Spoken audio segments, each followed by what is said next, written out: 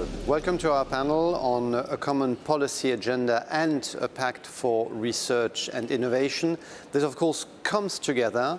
The European research area has a purpose, it has direction.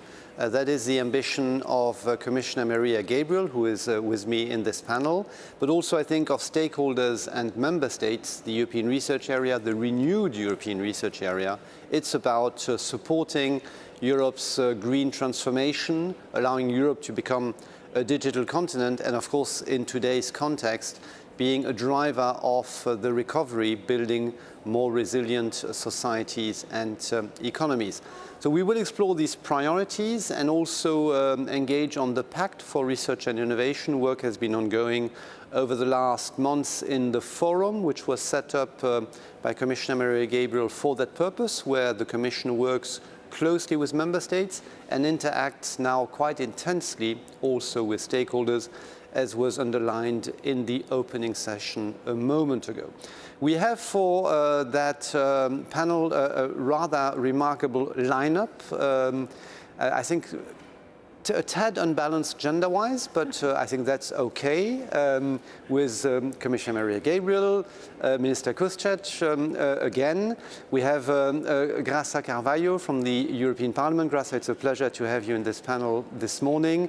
Graça knows research policy particularly well, has worked on it, I think, for many years, and also very much on the European research area. And I'm sure you will share that with us, Graça, when you come in a moment.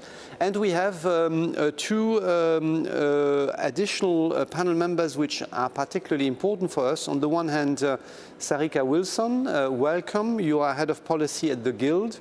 The Guild is an association of universities, of research-intensive universities. So you will tell us what you expect from that European research area, whether we are getting it right, and maybe you push us a bit further. And we have Professor Karin Roelofs. Professor, you are an ERC grantee, and you are Vice President of the Association of ERC Grantees. At the end, the European research area is about scientists and researchers. As I sometimes say, there's not a lot of science happening in my office. It's happening in your labs, in your universities. So what do you expect from that European research area? Are we getting it right? Push us a bit as well. So let's get going immediately. If I can, Commissioner Maria, with you. You did it in the opening, but maybe you can come back to your ambitions on the European research area, maybe particularly on the Pact, which you want to develop with stakeholders, I think. Thank you. Thank you very much, Jean-Eric. Thank you, and welcome to all our participants and online audience. Well, my first answer is that more than ambitions, I would like to talk about objectives. I'm perfectly conscious that if these are not shared by all the research and innovation community, they will remain just good will purposes. And there are a lot of people to bring on board. We should be ambitious and set ourselves the target of doubling the number of our researchers in the coming decade, while widening the participation and improving access to excellence across the EU. And this is not stealing workforce from another sectors. On the contrary, it is supporting advanced science and technology to penetrate our economy and our society, in particular in a decade that will require important transformations. To double the number of researchers, we need better careers. We need intersectoral mobility between academia and industry. We need better access to excellent infrastructures. We need modern ways to valorize the research work. Europe can benefit from the wider policy framework for the European research area because we have set clear objectives, such as strengthening scientific leadership at global level, promoting pan-European collaboration involving all European scientific communities and organizations, increasing investment in research and innovation by improving the strategic alignment of European, national and regional levels. Other objective is orienting these investments in order to consolidate our socio-economic assets in the coming decades, which respond to the green and digital transitions. We need to attract more researchers, women and men, in equal footing, and offering better working conditions and mobility across Europe, but also exchanges between academia and industry. And in terms of industrial competitiveness, we aim to better align research and industry roadmaps and strengthen the capacity to translate results into products and services. And last but not least, making Europe a place where knowledge would permeate our society with the participation of citizens, for example, through advanced education and training infrastructures. These and other important objectives and lines for action were proposed already in our new European Research Area communication and should be part of the Pact for Research and Innovation that is being prepared with the involvement of member states and stakeholders. You may ask if I'm confident on moving towards our objectives. I'm very confident, but at the same time, I have no illusions regarding the difficulty of our discussions ahead. We need the buy-in of the wider community in its diversity of roles, traditions, and expectations. We need the engagement of national authorities, those responsible for research and innovation strategies, but also those that decide on budgets. We should put in place a governance framework able to ensure comparability and coordination across all member states. There is already a broad agreement that it should cover all the policy stages, from design to monitoring. And even if we agree that R&I is a priority for the future of Europe, it will certainly be very difficult to arrange a planetary alignment. Remember how rare the alignment of 3 planets only of our solar system is.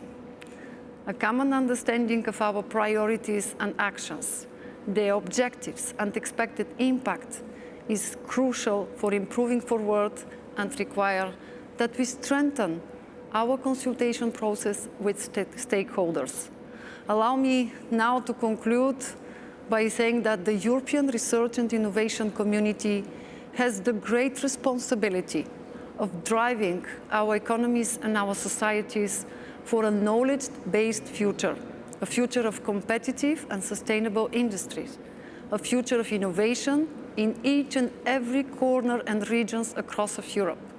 I invite the community to send contributions not only to shape the form and ambition level of the European Research Area Pact, but to raise their voices in the discussions about the future of Europe too. That's what we try to do. Not only to have objectives, not only to define tools and measures, but we are working here for the future of Europe too. Thank you. Maria, thank you very much for setting out how you see us moving forward. This is going to be, of course, now particularly challenging indeed in the discussion on the Pact for Research and Innovation. It was prepared in close work between 3 presidencies, and now, Minister Kuszczak, you have the privilege, but also the duty to now deal with that Pact for Research and Innovation. So how do you see that work with your colleagues and the Commission in the weeks and months ahead of us? Thank you so much for your kind question, Jean-Henrique. And once again, good morning to everybody. Dear Maria, dear Commissioner, dear Grasa, dear respectful MIP, dear Karin, dear Sarika, and of course, dear respectful audience. Well, I already, as Jean-Henrique said, described my vision for a new era. And here, what I would like to especially emphasize is the cooperation on multi-policy levels. What I mean with this is that ERA needs to be our common story and our common commitment, our common project, be it on the regional, national, European level of political, but not only political, especially also scientific and all other stakeholders' commitments. And this is something that I believe can be and is the right way how to design and how to implement our common era for the future. It needs to be tangible, and I believe that this is something that we've already shown as a commitment through the work and through the positions, through the yes says that can be seen in what our Commissioner Gabriel and also what the MIP Carvalho are emphasizing all the time. And the Pact for Research and Innovation in this regard is a document that is a kind of a building block of this vision. All of us who have been involved in research and innovation in Europe, in a way, breathe the values that guide us, and we can even agree quite quickly what the most important priorities should be. But with the Pact, we will do something much more important, a very, very important step further on. We will be, for the first time, able to hold a concrete document that clearly spells out these values and priorities in our hands. We will hold this document in our hands, and this is going to be our written vision of how and why and who are the key elements of what we will define as a European research area. And I'm very proud to declare the goal of our presidency is to adopt this pact in the Council until the end of the year. Something that will, as I said, enable all of us to do the future of common European research area. Further on, what will then become even more important is that these priorities that are going to be written on the paper are going to be translated into the concrete actions, reforms, and investments. This is where our presidency comes in with the responsibility to shape a new era governance framework fit for this purpose. We will be guided by the form follows function principle, which means that we will require a consensus of what we want to achieve before we propose how to do it. And I can already today guarantee you that exactly this task-oriented governance form with flexible working methods and clearly defined deliverables are very close to my heart and therefore also to my working support. The new era governance system will be put in place by adopting the already mentioned Pact and the Council conclusions. But adoption is only the final act, while quality depends much more on the preparation of this new approach. And in this, the involvement of all stakeholders is essential. We would be short-sighted as policymakers if we would not try to tap into the collective knowledge and ideas of thousands of stakeholders around Europe, especially when we speak about the scientific community. And therefore, I insist that the ERA has to be implemented on all levels. It should also be prepared on all levels. On national levels, the responsibility is ours, of the member states.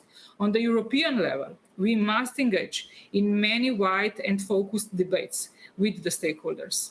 Today's event, for example, is a prime example of this and proof of the Commission's commitment to a dialogue. For our presidency in the era of research, in the area of research, we decided that all our events will be organized as stakeholders events, focused on topics of researchers' mobility, research infrastructures, gender equality, and on synergies of research with education. We will debate about all these important topics, but together with all the actors that are having various stakes and interests and perspectives on these topics. What is also very important, our two-day ERA conference will not be reserved for ministers, but stakeholders instead. It will focus on the implementation of the ERA policy agenda, and we expect to receive concrete recommendations. So stakeholders will have to the stage first before we policymakers start debating ERA implementation. With this, we are sending out a signal about our respect for stakeholder involvement in informing our common work from the end of 2021 on. But obviously, we cannot rest satisfied only with the ad hoc stakeholder consultations. And therefore, I'm quite sure that both Sarika from the Guild and Karin as ERC grantee will agree with me on this. In the new ERA governance, we have to find ways of making it more systemic. It is going to be, as you can see, very active, demanding, but for sure, very, very needed and positive work for all of us in the future. And success depends strongly only on us, on the commitment that we are going to put in this project, and also on trust between ourselves. Building it as a continuous process with ups and downs. But still, I remain dedicated to it, and I'm so very much looking forward to doing this job together with all of you, especially during the next 6 months, where we are going to be in the role of the presidency to the council. Together, always together, with all of you, together, first of all, with our Commissioner Maria, together with you, Jean-Enrique, and all my colleagues and other stakeholders around Europe. So I do thank you for your attention, and at the same time also in advance thank you for all your cooperation and work that we are going to do together for this common project of the future of European research area. Thank you so much. Minister Simona, thank you very much for your also very visible personal commitment to the European research area and the work ahead in the next 6 months. There will be a lot happening during your presidency, there's absolutely no doubt. You're emphasizing particularly the work with actors of the European research area. Can I remind the audience that we have the possibility of you using Slido to input in the discussion now with questions, but maybe also with your own views and your comments. That would be, I think, very valuable. So slido.com, and the hashtag is RIDaysEU.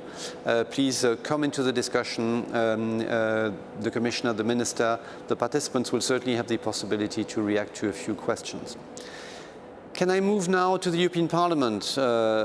Grasa, there's a resolution on the European research area setting out the expectations of the European Parliament.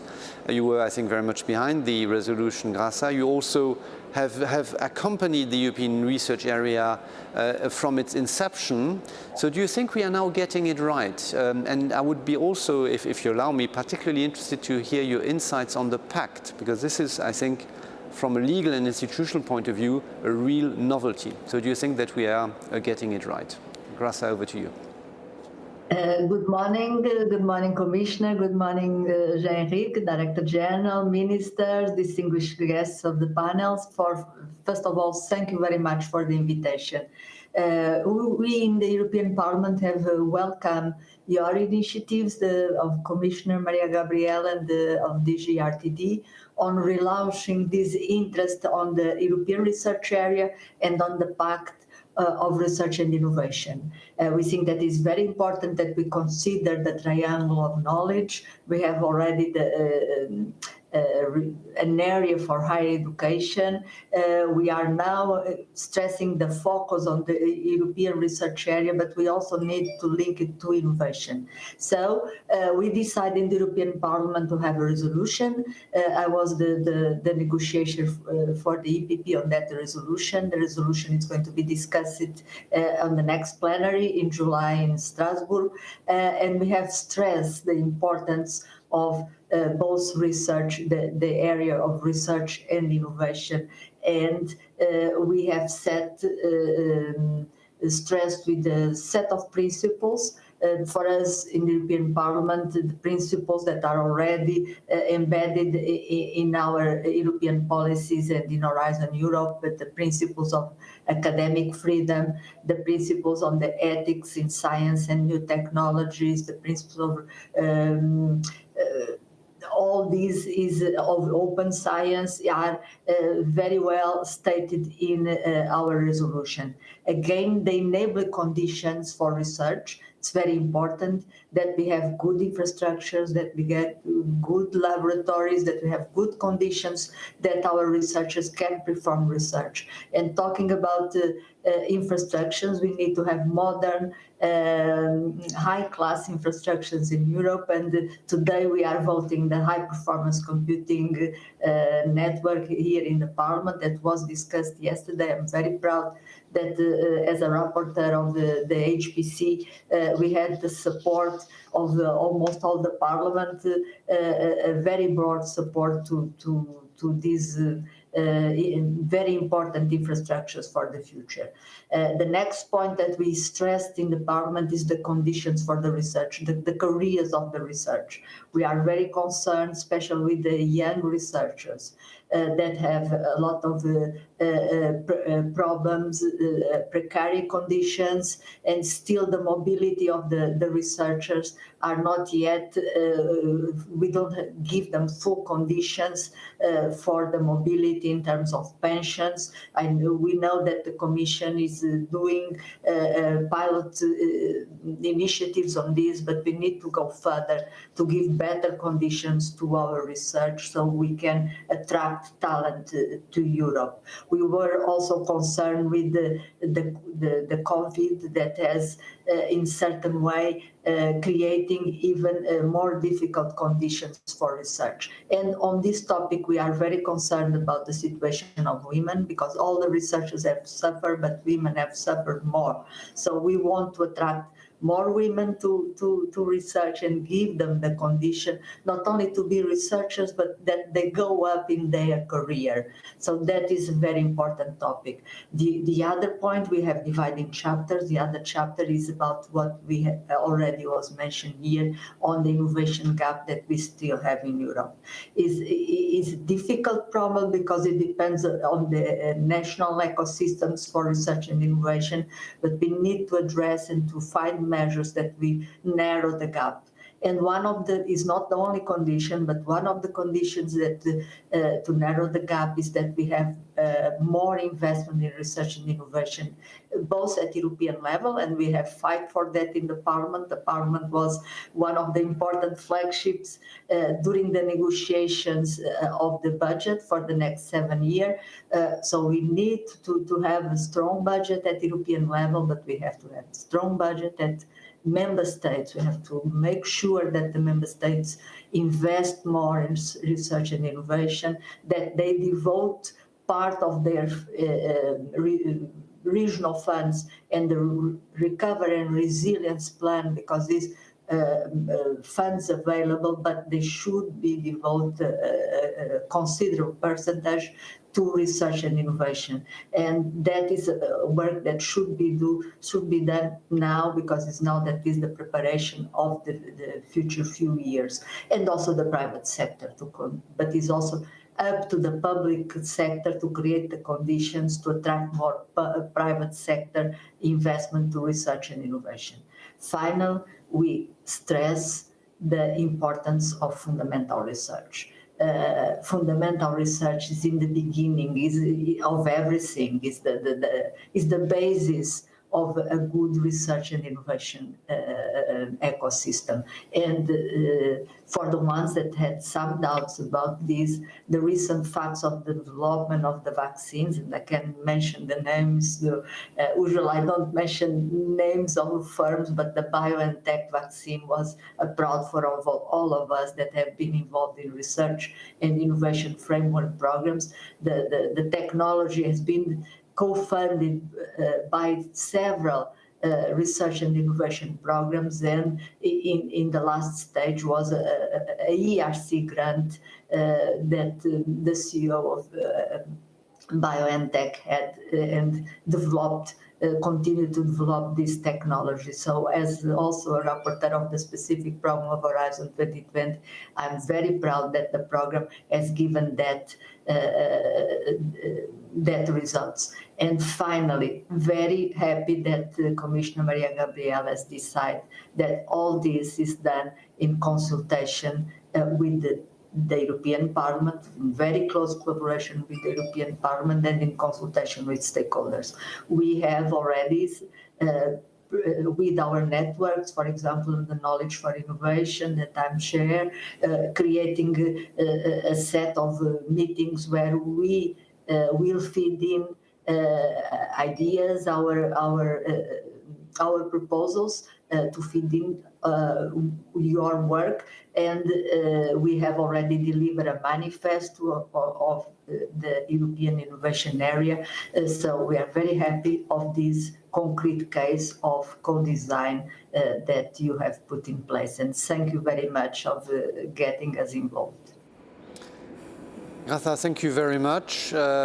You are indeed, as European Parliament, pushing us further, and I think this is really particularly important. And with your intervention on researchers, but also on fundamental science, I think you're highlighting one of the greatest challenges of the European research area, which is how you combine, articulate what is happening in national research and innovation system, which is the competence of member states, and how the European level adds value to that. And I hope also with the governance under the Pact can push member states a little bit further, including on investments, as you underlined. If I can now move to Sarika Wilson from the Guild. I would be really interested to hear how the Guild, so intensive research universities, see the ongoing work. I mean, you will certainly tell us that we are getting it in part right. That's good. But I would be more interested, honestly, to hear where you think that we need to maybe push ourselves a bit further. Over to you, Sarika.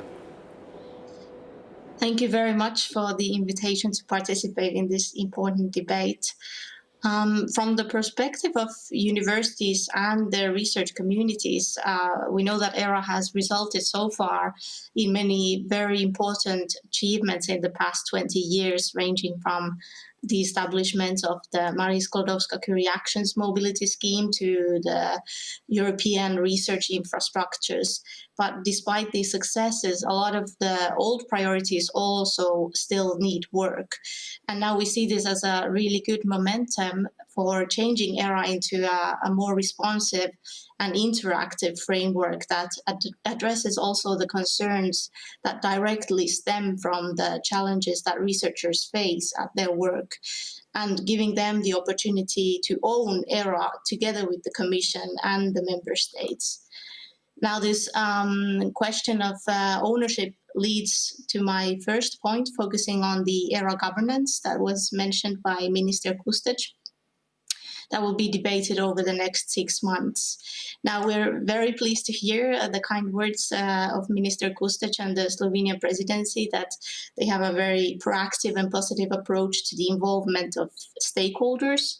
And what we look forward to is to having these genuine face-to-face dialogues that will confirm to us that we will be fully included in the priority setting of ERA. And of course, we know that political priorities should naturally be reflected in the renewed ERA, but it is essential that there is sufficient alignment with the priorities stemming from the research community. And if we stakeholders at both national levels and European level also truly experience that these views that we present are taken into account, then we see this as a huge opportunity for ERA to become transformative also from our perspective. Now, regarding our expectations for the Pact for Research and Innovation, we are very happy to see that the focus is on reforms and investments. And here, what universities really care about is whether there is enough institutional funding available for them, whether there is enough funding for bottom-up fundamental research that was mentioned before, whether we have the right resources and infrastructures in place for the transition to open science, and whether we are able to maintain that kind of career conditions that are attractive enough for retaining talent in Europe and in our institutions. So this is happening while we know that in many countries funding for universities has been stagnating or even declining in the recent years. And this is why it's so crucial that the new era has the public spending target of 1.25% of GDP at its core, and also that there is a dialogue on the need for more nuanced investment goals to meet the challenges that I just mentioned. Now, these are some examples of the very structural questions that we would like ERA to focus on in the coming decade. But the solutions to these structural issues need to be proportionate. So very complex issues such as the brain drain of best researchers that many European countries are experiencing, these kind of challenges cannot be addressed through solutions that don't really capture the essence of the problem itself. And now when it comes to the potential of ERA in delivering on the challenges that Europe is facing more broadly, I think the COVID-19 pandemic is a great example here where the strength of Europe's research base was tested. And universities can best contribute to the challenges when these structural issues that I mentioned before are properly addressed. And my advice would be to involve scientists also in the dialogue on what these key challenges are and what types of research and innovation efforts are needed in the next 10 years when it comes to pandemic preparedness or climate change, for example.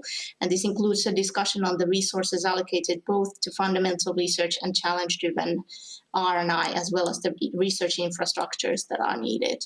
And again, it's about integrating the scientific advice and voice of the research community into the priority setting of science policy to make ERA genuinely effective. Now, finally, I'd like to thank both the Commission and the Council and the Parliament for sending a signal that ERA should really become more ambitious in the next decade. And this is exactly what we as stakeholders also want. And we want to work together with you to create an ERA that genuinely boosts Europe's research capacity. Thank you. Sarika, thank you very much, because this was extremely clear, extremely specific, and I would argue extremely relevant as well. I think for me, a central point in what you are saying, and Minister Simona, that's I think quite important for the discussion we will have on governance, is that a lot on the European research area is about what member states are able to deliver in their own national research and innovation system. So how do we articulate that framework, which I would argue will then equip science or research ministers in their government to make the case for these reforms and these investments. But it's going to be, I think, really one of the key elements of the discussions on the Pact. There's a lot of unfinished business in the European research area, as you underlined very well.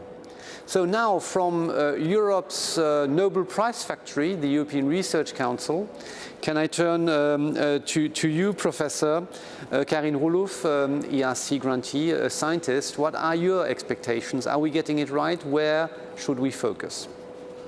Well, thank you very much, first of all, for the introduction and for the opportunity to be here. So I would like to begin by stating with as much force as I can how important bottom-up research is for the progress of our societies and for Europe in particular. So time and time again, major discoveries have been achieved not by the top-down or programmatic research that aims to address specific challenges, but rather by the unhindered wanderings of excellent scientists daring to explore new territories of knowledge. And so one only needs to mention here the work of ERC grantee Ugur Shahin, who was already mentioned, to illustrate how accidental fundamental discoveries can lead to decisive advances, such as the mRNA vaccine. However, these potential benefits of fundamental research can only be hoped for, they cannot be demanded. And if we knew beforehand what we could find in our research, we would not have to conduct the research anymore. And in addition, we cannot predict our future challenges. No one can.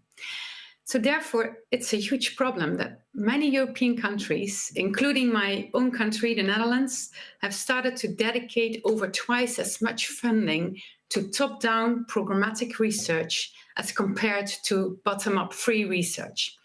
And this is a serious problem. So careful investigations have indicated that the programmatic research often fails to achieve the ambitious targets that are frequently set by non-scientists so far. And it leads more to incremental insight and rarely produces the real breakthroughs. And second, what we see is that strategic research is often guided by economical motivations, so leaving more societal and cultural issues understated.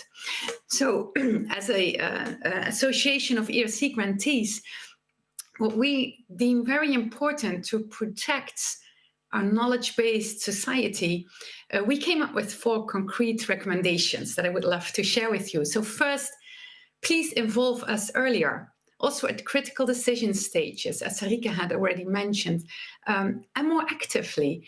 We really so much appreciate the opportunity to attend the workshops on a new pact, but our function so far has been rather passive. And it's maybe more one of a sounding board. So we would love to be more actively involved in the actual writing also of the pact. And second, we underscore the urgent need to raise the overall research and innovation investment in the EU to 3% of GDP. But perhaps the pact should not only focus on these amounts of 3%. It may be essential to request member states to distribute the research investments at least equally into bottom-up free research on the one hand and top-down, more programmatic research on the other hand. And of course, it's great to ask industry to contribute to research, but let's specify to the member states that industry support can never become a condition for free research because we deem that as the end of it. So third, we hope that the ERA will focus on building capital across Europe. Concretely, this would entail empowerment and mentoring of potential research talents and to make sure that researchers in all countries benefit from European subsidies. There is talent everywhere, and I think the ERC should play a key role here as it has been proven successful in providing the conditions for high-risk, high-gain research. And finally, we hope that the ERA Pact will include a concrete plan to keep the new generation of young scientists engaged in European R&I. They really need good career perspectives at this moment, also in the academic sector. We receive many alarming messages from colleagues that more and more young scientists are leaving academics more than ever. So these are very concrete points. We think that ERA can mean a lot for us scientists, and we as International Association of ERC grantees, we are convinced that we can actively contribute to all these aspects. And we are very grateful for having that opportunity. Thank you. Professor Roloff, thank you very much. This was indeed also extremely clear and specific in terms of requests. I think on the articulation between programmatic and basic science, I think you really are getting it absolutely right. I mean, I would argue that Horizon Europe is, I think, broadly getting it right as well. But you put, you underlined where this is really now to be discussed, which is again, how much fundamental basic science, how much institutional funding, which you underlined as well, is indeed happening at national level. These are really discussions which are at the heart of the competence of member states, but where I believe, and that's what you're saying, that the European research area can guide and help and push, I will even say, member states. But how to find the right balance? That is going to be one of the challenges. And that leads me, if I can, to the questions which we are now getting from Slido. And there's one question in particular, which is on the Pact and on the implementation. The Research and Innovation Pact is a concrete document, but it is not binding. How will the Council, the Commission and the Parliament ensure its implementation and the achievement of its goals? One being, of course, also the 3% goal in research and innovation. I think this is really going to be a lot of the discussions for the presidency in the weeks ahead. But Maria, maybe I can start with you. How do you think we can make this really tangible in terms of implementation? Well, first, thank you very much for your rich interventions. I think that that's exactly what we are talking about. Involve us earlier. It's now the time to see how we'll implement, what will be the monitoring, what will be the concrete steps in order to be sure that we don't only fix our strategic objectives, we don't only identify common actions, but we have the necessary instruments and platform for working together in order to ensure the real follow-up. So that's why here I think that again our plea is it's now the real time for your concrete ideas. You mentioned how important it is to have this alignment between bottom-up and top-down approaches, how important is the role of our member states, the investments, and the role of universities. I'd like really to send a strong message to them. I think that today, ERA, that doesn't mean something to us. Every one of us is ERA. And I think that that was the message today. And that's why we should reaffirm again very strongly our objective of the 3%, but at the same time to seize the momentum, because we have the Horizon Europe program, we have cohesion funds, but we have the resilience and recovery facility plans. And that's why here I would like to involve you earlier, because in 2 months there will be the final procedure. And after, that will be extremely important for us that the entire community is looking at the national plans, is identifying where we can build synergies, where we can scale some of the initiatives, because there will be a positive impact for our researchers, for women and men, for the infrastructures, for our global leadership. So I think that that's the right time really to pay attention to all these details in the puzzle, and it's up to us to make an entire picture. And I think that today, with the experience of everyone, we send a very strong signal, because yes, above all, we are talking about our talented researchers everywhere, in every region in Europe. Maria, thank you very much. We are now really coming very close to the end. We have 3 minutes exactly, only 3 minutes left. Minister, do you want to comment also on the implementation?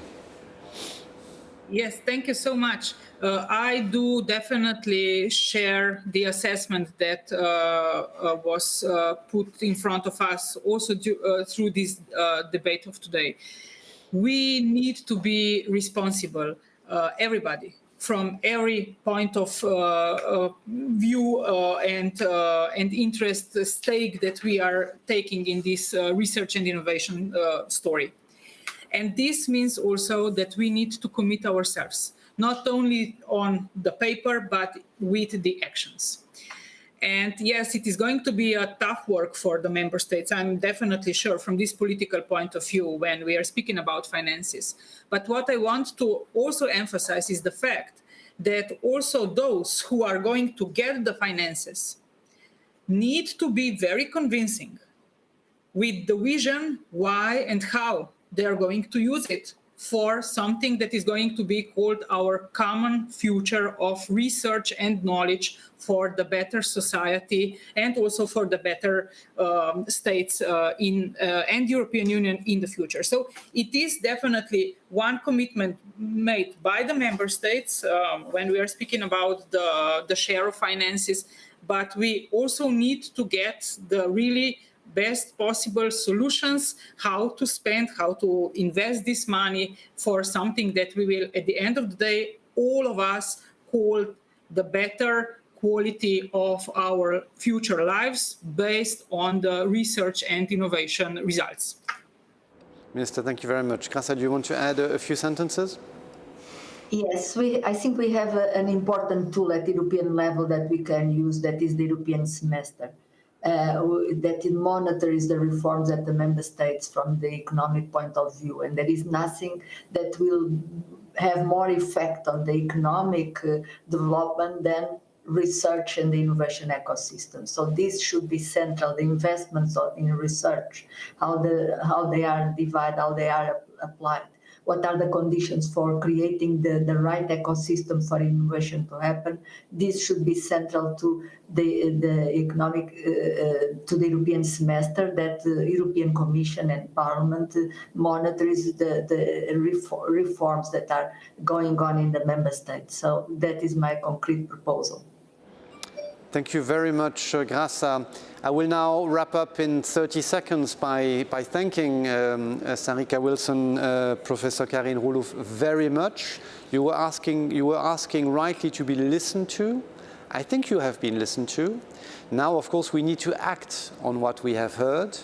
But I think here again, Maria Gabriel, Minister Kustec were very clear that they want to act on your expectations.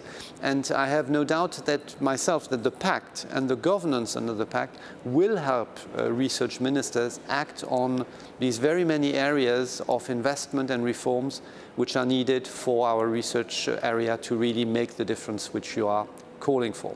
So that's, I think, what we can do for this morning.